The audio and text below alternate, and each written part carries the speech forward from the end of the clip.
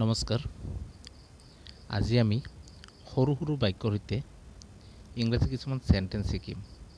আহকচোন আৰম্ভ কৰোঁ। এক নম্বৰত আছে কি খবৰ।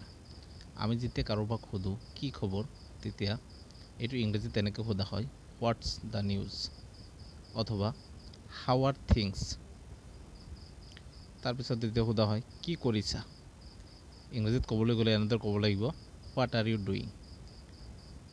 আৰু যদি লিখা থাকে বা ক'ব লাগে এতিয়া কি কৰিছা, তেতিয়া what are U doing now, পিছত নাওটো লগাই দিব লাগে। 3 নম্বৰটো আছে কেনে আছা। এইটো এনেদৰে ক'ব লাগে হাউ আৰ ইউ।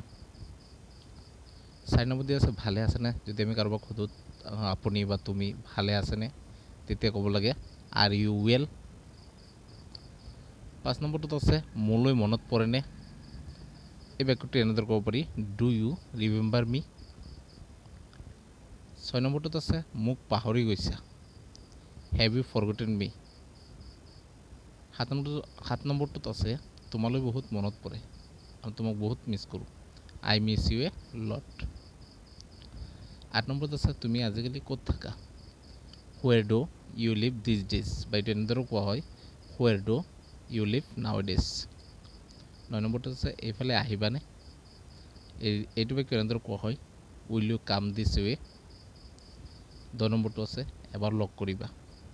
এইটোক আপুনি এনেদৰে ক'ব পাৰে মিট মি ওৱান্স অথবা কাম মিট মি ওৱান্স। এনেদৰে ইংৰাজী শিকিবলৈ মোক ফ'ল' কৰিব। ধন্যবাদ।